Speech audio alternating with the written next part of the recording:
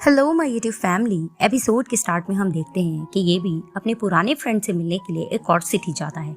अब उसका फ्रेंड उसको कहता है कि ये भी तुम यहाँ क्या कर रहे हो, तो ये भी बताता है कि मैं बिजनेस के हवाले से यहाँ पर आया हुआ हूँ। तभी उसका फ्रेंड तारीफ करने लगता है कि तुम तो बहुत बड़े आदमी बन गए हो, मुझे तो तुम्हें देखकर बहुत खुशी हो रही है। तो ये भी कहता है कि तुम मुझे शर्मिंदा कर रहे हो, खैर ये बताओ तुम क्या करते हो। तभी फिर वो बताता है कि लास्ट ईयर में बहुत ज्यादा बिजनेस में मुझे लॉस हो गया था, तो मैंने अपने प्यार के लिए अपने कैरियर को छोड़ दिया और मैं इसी सिटी आकर शिफ्ट हो गया। यहाँ पर मैं एक अच्छी सादा सी जिंदगी गुजार रहा हूँ, मेरी वाइफ भी है और एक मेरा बेटा भी है।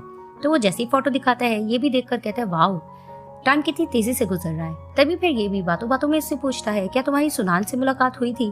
तो वो बताता है कि सुनान तो मेरी वाइफ की क्लासमेट रह चुकी है, मेरी उससे मुलाकात नहीं हुई, लेकिन मेरी वाइफ बताती है कि सुनान ने बहुत टफ टाइम देखा है।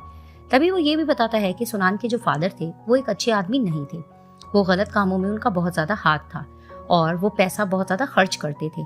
तभी फिर वो बताता है कि सुनान की मॉम की तबीयत बहुत ज्यादा खराब रहती थी, उनके पास इतने पैसे भी नहीं थे कि वो अपनी वाइफ का इलाज करा सके, और उन पर एक केस भी हो गया था जिसकी वजह से सुनान के फादर जेल रहे काफी साल, और जिसकी वजह से इलाज नहीं हो सका सुनान की मॉम का और उसकी डेथ हो गई। तभी फिर ये भी ये सारी बातें सुनकर हैरान होता है। तभी उसका फ्रेंड कहता है कि मुझे तो लगा था तुम्हें ये सब कुछ पता होगा, लेकिन तुमने तो हमसे कांटेक्ट छोड़ दिया था, शायद इस वजह से तुम्हें कुछ पता ना हो। सीन शिफ्ट होता है, मिस्टर जू सुनान को उसके घर ड्रॉप करते हैं। तभी फिर वो उसको कहते हैं कि ध्यान से ऊपर चली जाना। तो सुनान उनका थैंक्स करती है कि आज आपने मुझे अच्छा सा डिनर करवाया।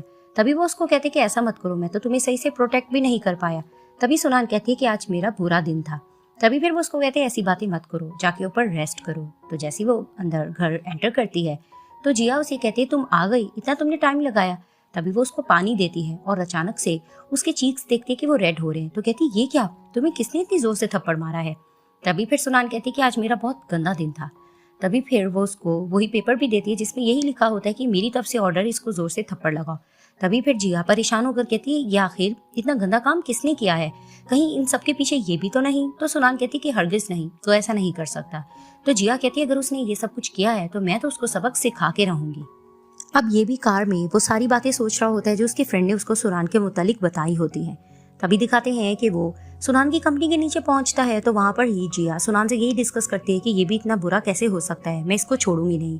तभी फिर वो सुनान को आवाज लगाता है तो जिया सामने से आकर उसको बातें सुनाने लग जाती है, और वहां पर ही ये भी कहता है कि सुनान मुझे एक्सप्लेन करने का मौका दो। अब वो अपनी बात कर रहा होता है और जिया यही समझ रही होती है कि थप्पड़ मारने वाला यही है, और वो उसको बातें सुना रही होती है। तभी फिर सुनान जिया को चुप कराकर कहती है कि ये भी मुझे नहीं पता था कि तुम इतनी ज्यादा क्रेजी हो, और वहीं वो लोग गुस्से से चली जाते हैं। तो दिखाते हैं कि ये भी अपने अपार्टमेंट बैठा होता है और वहां पर ही वो अपसेट होता है, और फ्लैशबैक में दिखाया जाता है कि जब वो आउट ऑफ कंट्री होता है तो सुनान की उसको कॉल आती है। तो जैसे वो कॉल अटेंड करता है तो सुनान रो रही होती है। अब वो उससे पूछता है कि क्या हुआ, तुम रो क्यों रही हो। तभी फिर वो उसको कहती है कि नहीं कुछ नहीं, बस मैं बुरा फील कर रही थी। तो ये भी कहता है कि क्यों। तभी फिर वो कहती है कि लाइफ इतनी ज्यादा मुश्किल क्यों चल रही है। तभी ये भी कहता है कि बस मेरा बिजनेस का कुछ काम है जो कि जल्द निपटने वाला है, मैं वापस आ जाऊंगा। तभी फिर वो उसको कहता है कि कहीं ऐसा ना मैं कर लूं कि मैं तुम्हारे पास अभी आ जाऊं। तो वो उसको कहती है कि नहीं नहीं, इसकी जरूरत नहीं है, मेरे पेरेंट्स की लड़ाई हुई थी लेकिन अब मैं कुछ अच्छा बेहतर महसूस कर रही हूँ। तभी फिर वो उसको कहता है कि बस कुछ दिनों के लिए आ जाता हूँ, तुम सही फील करोगी। तो उसको कहती है कि नहीं, तुम्हारा काम ज्यादा जरूरी है तो तुम वहां पर ही रहो और तुम अपना ध्यान रखना। तभी फिर वो उसको कहता है कि तुम भी अपना ध्यान रखना, और फोन रखता है। तभी दिखाते हैं कि ये भी के दरवाजे भी कोई नॉक करता है। तो जैसे वो डोर ओपन करता है तो यारू होती है। यारू उसको देखकर कहती कि शुक्र है फाइनली मैंने तुम्हें देख तो लिया, तुम आखिर कहाँ थे। तभी फिर उसके साथ बैठता है और उससे क्वेश्चन करता है कि यारू मुझे ये बताओ, अगर एक लड़की को बचपन में उसके पेरेंट्स ने छोड़ दिया हो और जब वो बड़ी हो तो उसको किसी ने अडॉप्ट किया हो, वो भी उसको छोड़ना चाह रहे हो, तो हम क्या कर सकते हैं। तभी फिर वो उसको कहती है कौन है वो, क्या मैं उसको जानती हूँ। तो ये भी कहता है कि ये बात मैटर नहीं करती, तुम ये बताओ कि मैं उसकी किस तरह से हेल्प करूं।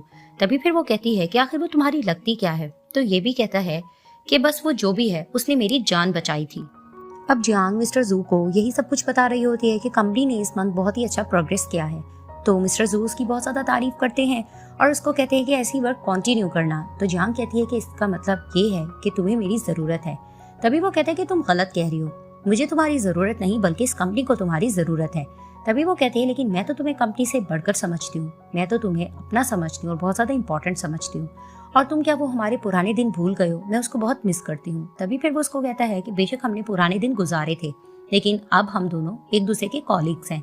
खैर, तुम्हें मेरी किसी भी हेल्प की जरूरत हो तो मुझे याद कर सकती हो और ऐसे ही वर्क कंटिन्यू करना। तो वो वहां से चला जाता है। वहां पर ये गुस्सा होकर कहने लगती है, मुझे पता है ये सब कुछ तुम उस चुड़ैल लड़की की वजह से कर रहे हो।